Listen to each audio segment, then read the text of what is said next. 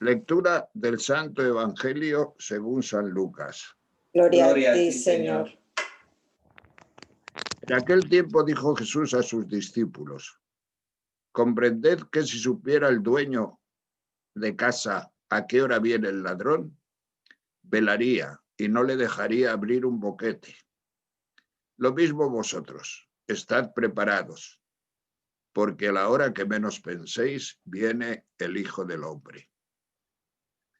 Pedro le dijo: Señor, ¿dices esta parábola por nosotros o por todos? Y el Señor dijo: ¿quién es el administrador fiel y prudente a quien el Señor pondrá al frente de su servidumbre para que reparta la ración de alimento a sus horas? Bienaventurado aquel criado a quien su Señor al llegar lo encuentre portándose así. Palabra del Señor. Gloria a ti, Señor Jesús.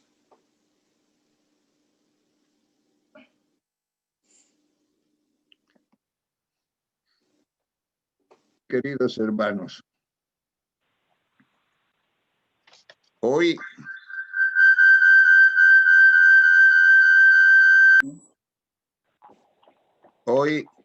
y el próximo día, espero, voy a hablar sobre la encíclica última del Papa.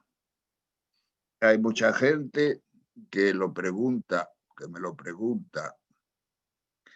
y dice que, bueno, que sería bueno un compartir en común.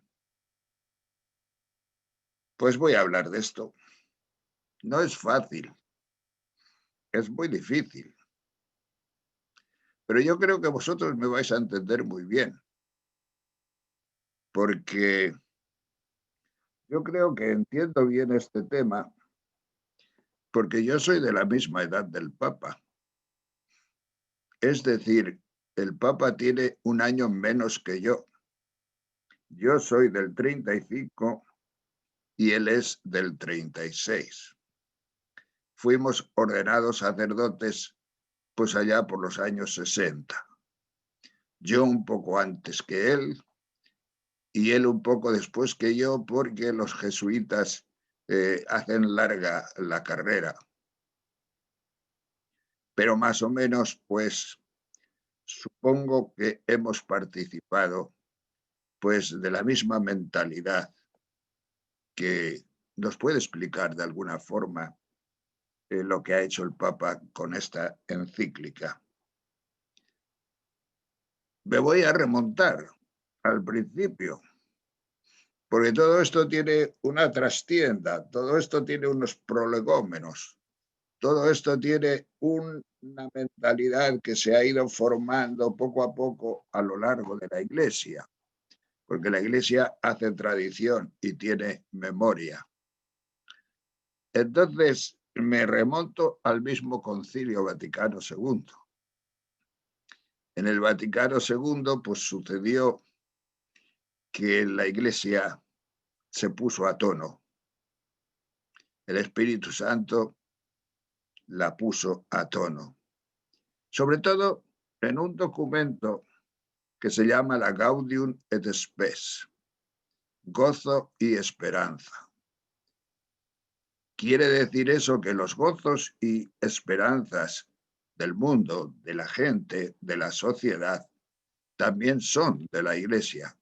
Digo que quiere decir porque la Iglesia vivió hasta ese momento muy encerrada en sí misma, muy a la defensiva, muy como con miedo de que se pudiera de alguna forma pues estropear o tergiversar sus grandes misterios.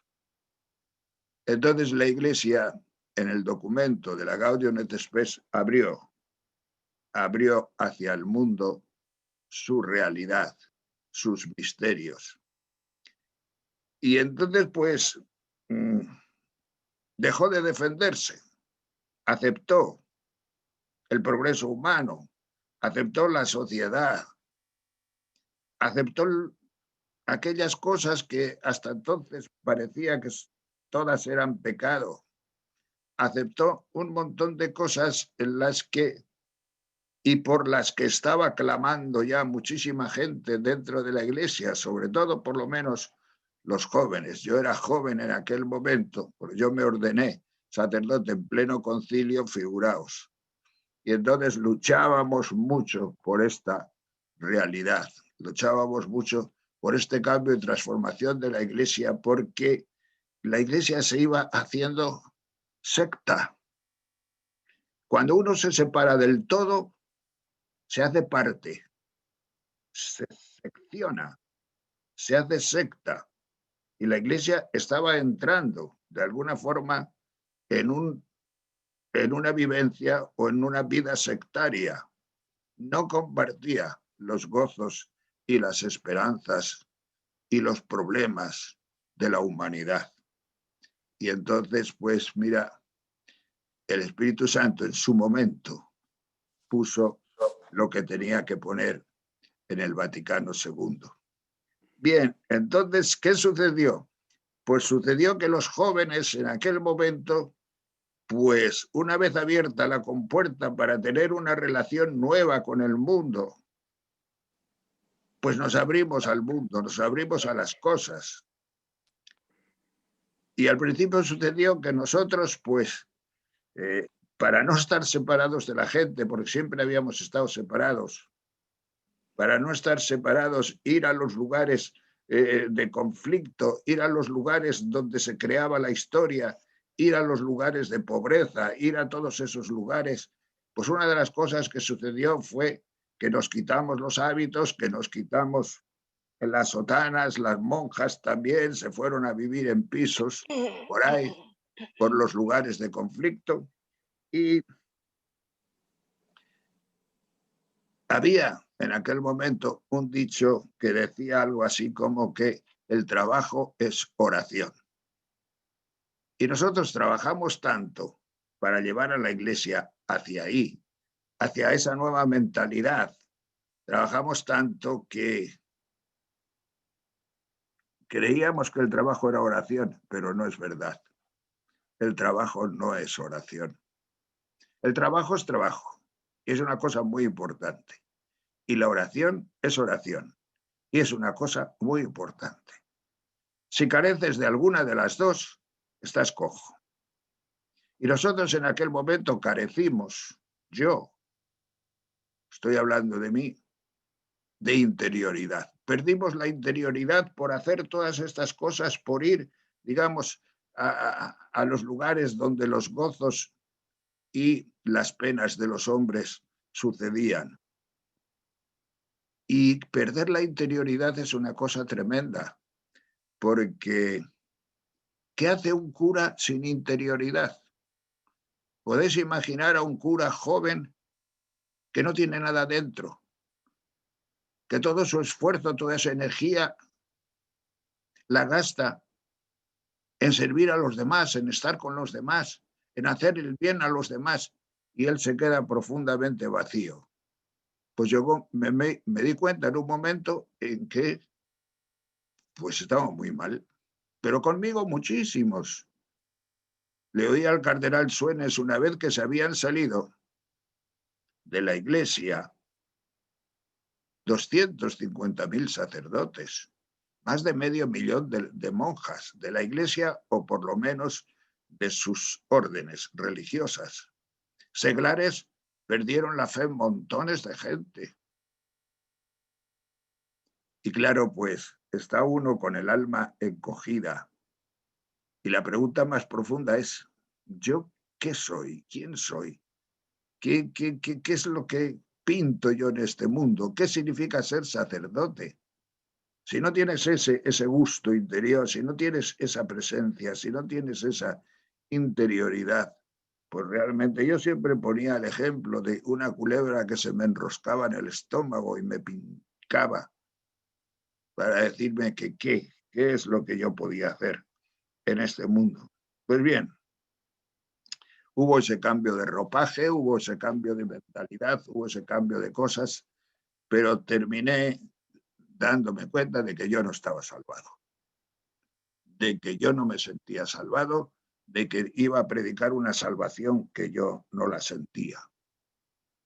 Allá por los años 68, 1968, cuando el Mayo francés, que muchos os acordaréis del Mayo francés revolucionario, yo pasaba los veranos por ahí, por Alemania, yo había estudiado la teología en Alemania, pasaba los veranos en Münster, allá arriba, en el norte de Alemania, porque, bueno, pues me interesaba todo este tema moderno, todo este tema en el cual yo estaba metido. Me interesaba, y yo vi en Münster algunos compañeros míos, incluso algunos socialistas que después fueron ministros aquí, y mucha gente que iba allí, atraídos por dos profesores, el profesor Juan Bautista Metz, que era un profesor de una asignatura nueva que él la llamaba la teología política. Otro profesor protestante, Moltmann, que era profesor de la teología de la esperanza. Esas dos cosas pues iban en una dimensión que queríamos nueva o que creíamos nueva porque lo necesitábamos, teníamos la necesidad. Yo creo que todos teníamos la necesidad de encauzar, de salvarnos, de sentir que la fe se hacía experiencia en nuestras vidas.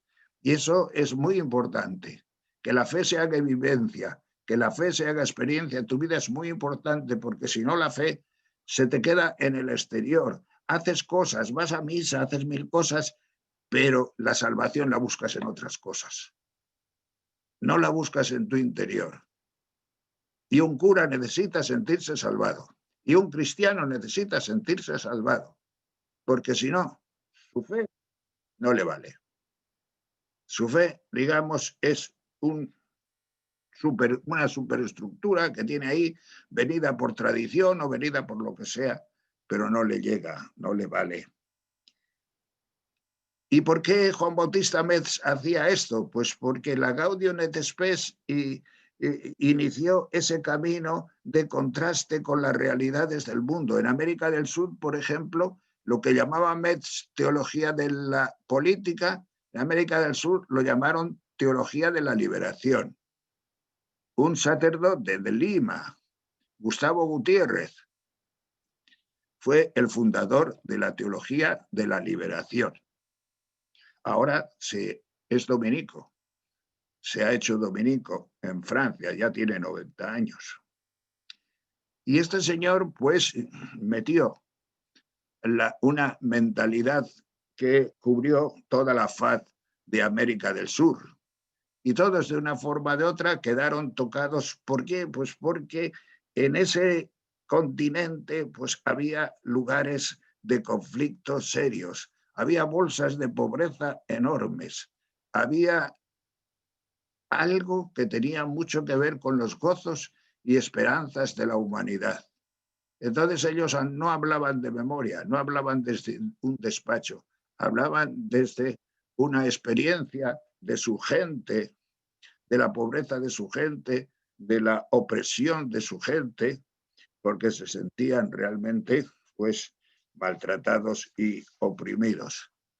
Bien, pues vale, yo entré por ahí, me costó. Yo no tengo alma de eso, pero sí, pero me costó.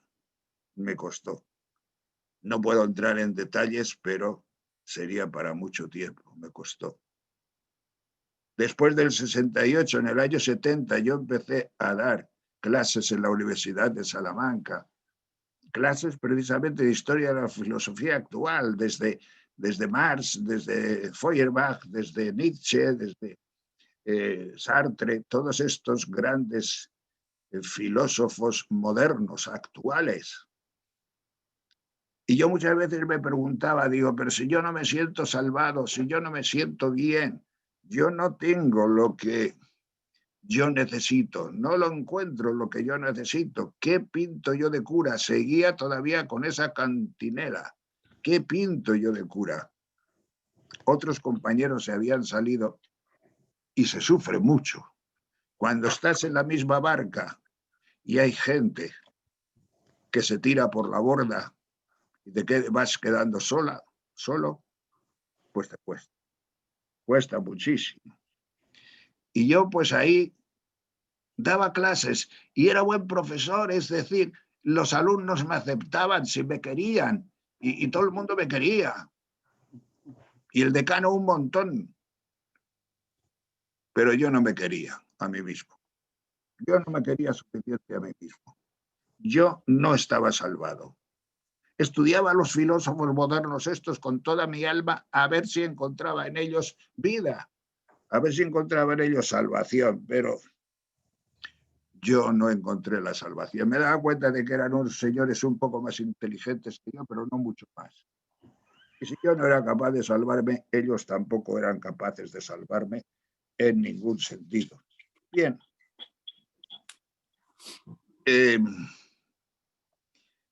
¿Qué pasó entonces? Pues pasó que pasé unos cuantos años, después ya fui prior aquí en Alcobendas, unos cuantos años, y mi descubrimiento, el de mi vida, lo digo delante de vosotros, que sois la mayoría o todos o casi todos de la renovación carismática, yo descubrí en la renovación carismática el misterio de mi propia salvación. La renovación carismática me hizo descubrirme a mí mismo. Ahí fue cuando yo pronuncié por primera vez en mi vida, me siento salvado. Ya sé por dónde deben de ir las cosas. El primer descubrimiento que hice, naturalmente, como todos nosotros, fue el del Espíritu Santo. Que ni idea hasta entonces. Mucho sacerdocio, muy sacerdote, buena persona, porque yo he sido siempre más o menos buena persona. Pero de Espíritu Santo nada. Espíritu Santo nada. Y con el Espíritu Santo descubres una cosa muy importante, muy importante. Es tu propio espíritu, que tienes espíritu, que estás por encima de la razón, que estás por encima de la lógica, que estás por encima del conocimiento humano, que es muy pequeño. Y has entrado en una dimensión espiritual profunda. Tremendo. Tremendo eso, para mí tremendo. Pero realmente descubrir el espíritu. Yo tengo espíritu. ¿Tú has descubierto si tienes espíritu? ¿A ti te interesa algo saber que tienes espíritu?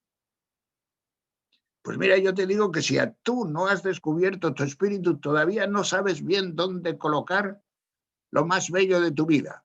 Y lo más bello de tu vida, ¿sabes cuál es? La acción de Dios en ti. La acción del Espíritu Santo en ti. Creando vivencias que cubren tus necesidades, que hacen que te sientas salvado, que vivas una vida novedosa que desde el nivel de la razón y de la lógica nunca puedes vivir y nunca podrás vivir como me sucedió a mí todos estos años que os estoy contando. Pues bien, ahí es un misterio maravilloso. Después descubres a Jesucristo. Después descubres por el Espíritu Santo, descubres en tu espíritu, porque sucede todo eso en tu espíritu. Ahí descubres a Jesucristo como una vivencia. Ahí te identificas con Él. Ahí le vives como un Señor que vive, que ha resucitado, que está ahí en medio de ti. Entonces, pues, entras sobre todo en la dimensión de las tres grandes virtudes. Fe, tener fe. Tu fe la tienes en el Espíritu. Tener fe que viene de Dios, pero sucede en ti. La fe es un don, es un regalo, como todo lo que hay en el Espíritu es un regalo.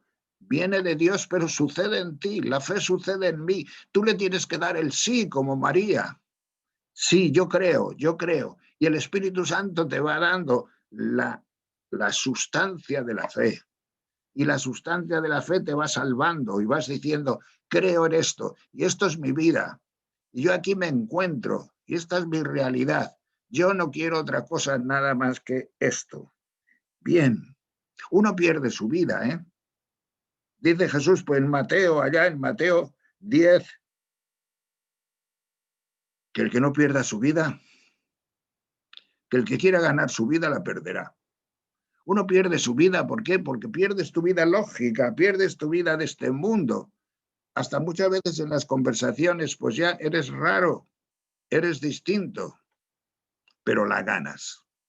Ganas una vida nueva, ganas una vida que no tenías antes, ganas en una cosa que tú, si no, pues nunca podrías llegar a ella. Este es el espíritu. Dichosos y bienaventuradas las personas que saben que tienen espíritu, porque la mayoría de las personas, tal como se suele decir, siguiendo la teoría griega, dividen al hombre en cuerpo y alma. Pues no, espíritu, alma y cuerpo.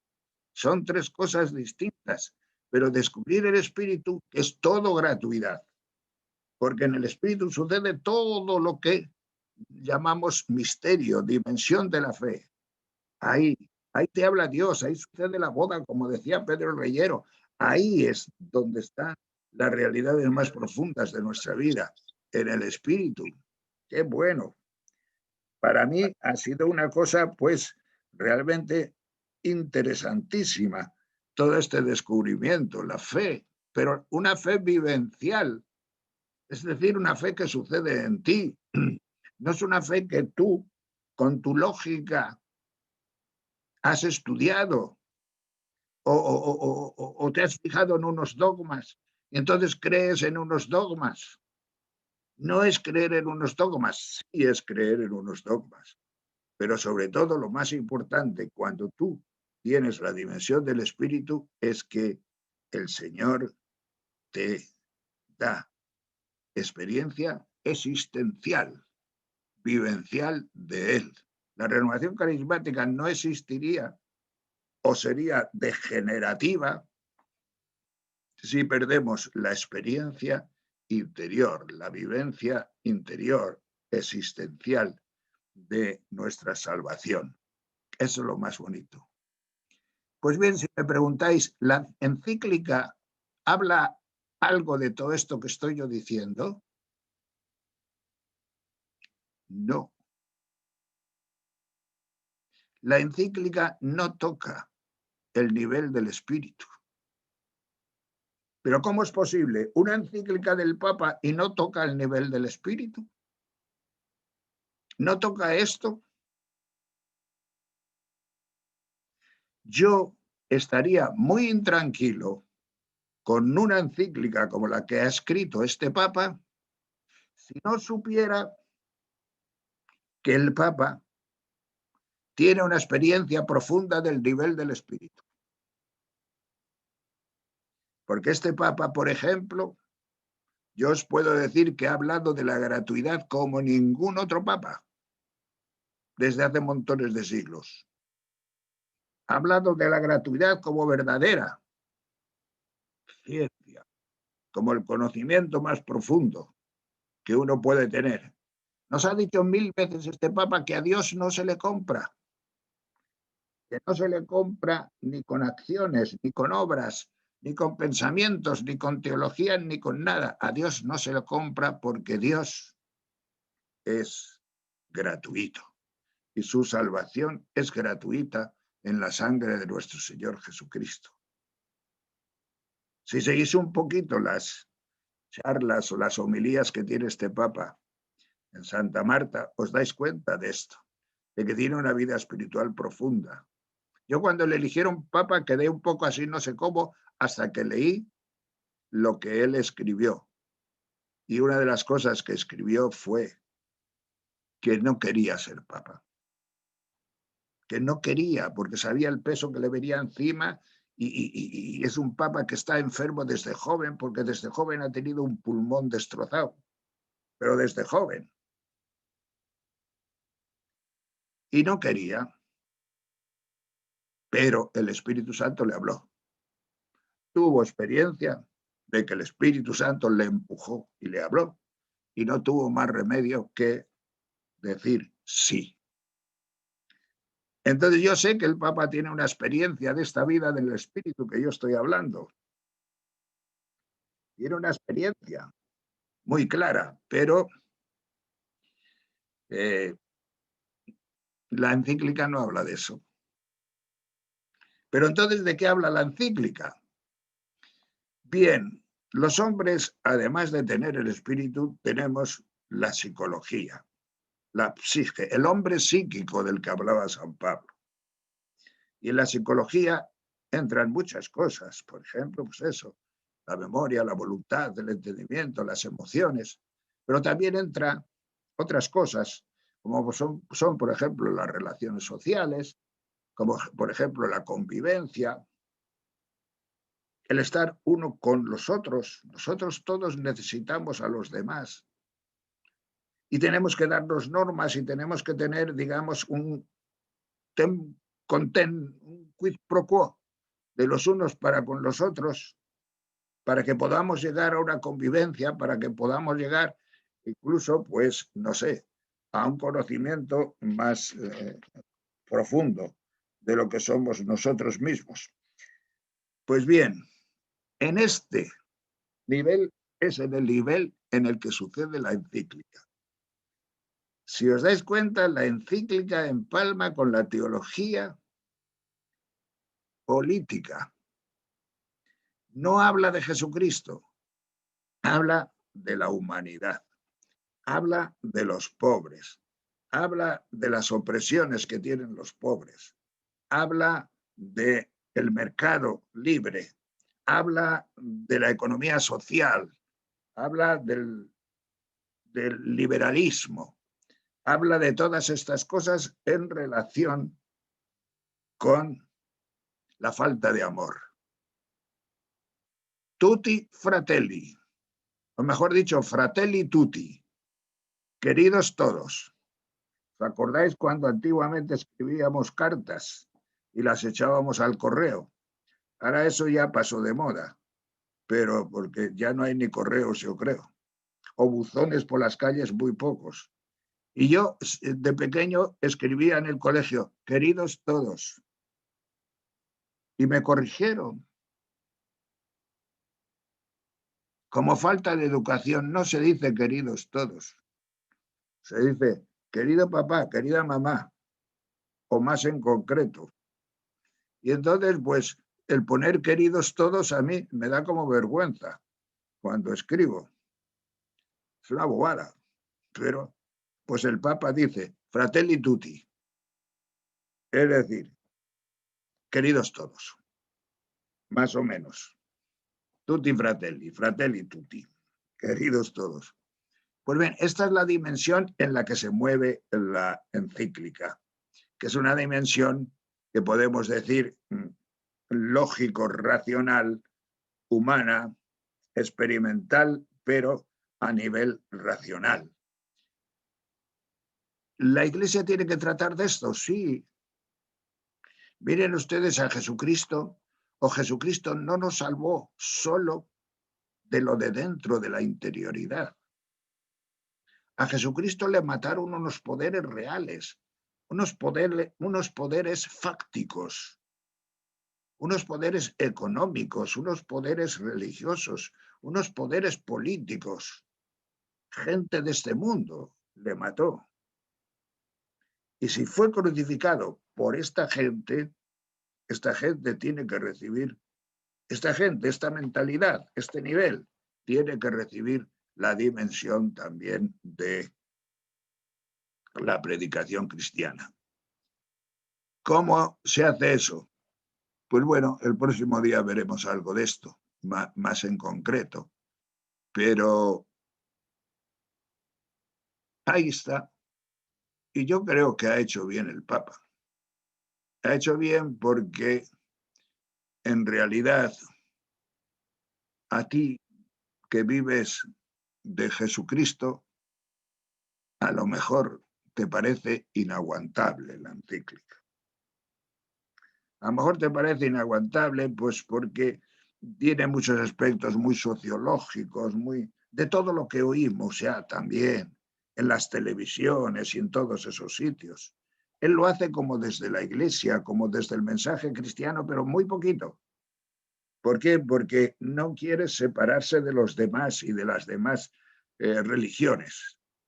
Quiere hacer una alianza, como hacía el Zapatero, una alianza de civilizaciones, una alianza de iglesias, de religiones, para poder todos de alguna forma confluir en el amor. A ver si el amor nos lleva. Yo la he leído, pero porque tengo que predicar. Si no tuviera que predicar, me hubiera saltado bastantes capítulos, porque ya sé de qué va, o me puedo imaginar de qué va. Pero estoy orgulloso de que también la Iglesia pueda decir palabras a ese nivel muy profundas. Tenemos después el nivel no solamente espiritual, humano, lógico, sino que tenemos también el nivel corporal. Somos cuerpo y el cuerpo pues tiene sus necesidades. Lo que decíamos de los pobres, lo que decíamos de la economía. Ahora mismo con esta pandemia, el problema económico es terrorífico. Ahora hay montones de gente que se van a ver en una encrucijada en que se va a sufrir, en que vamos a sufrir muchísimo. Pues bien,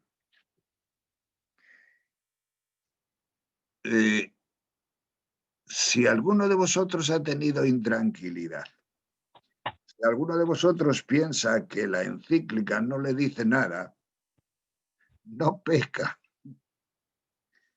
No peca. ¿Por qué? Porque no es para ti, no es tu momento. Es para ti en el sentido de que tú tienes que ser solidario también con los demás.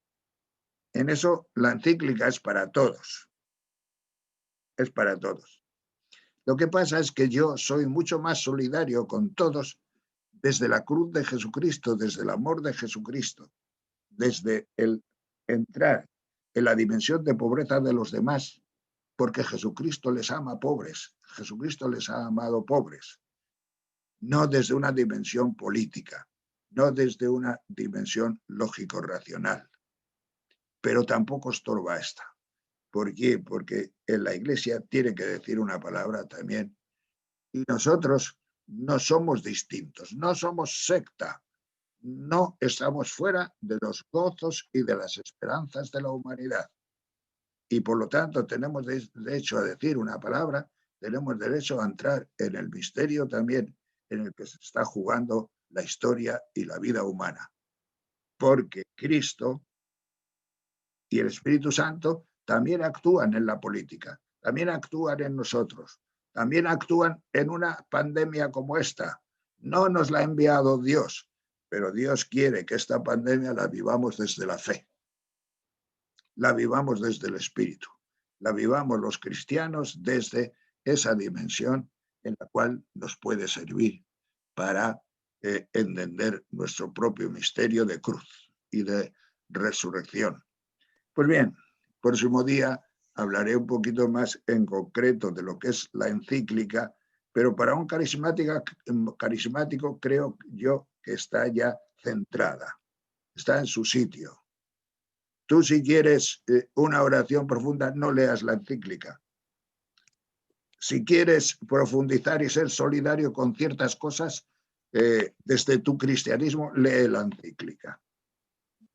Porque hay distintos niveles y en esos niveles es donde ha sucedido esto. Otros papas siempre han escrito sobre todo del misterio cristiano, aunque siempre hay lo que se llama pues encíclicas ¿cómo se dice? Pues estas encíclicas de la economía y encíclicas de todas estas que hay, que hablan también de obreros y de estas dimensiones sociales. Pues bien, hermanos, que el Señor nos ayude a todos nosotros a saborear nuestro misterio. Y nuestro misterio de salvación lo tenemos muy claro. Estamos salvados por el don del Espíritu Santo, que actúa en nuestro propio espíritu y que te hace levantar el corazón y los brazos y decir, gloria a ti, Señor, porque me has tocado y me has elegido. Gloria al Señor. Gloria al Señor. Bendito sea, Señor, alabado.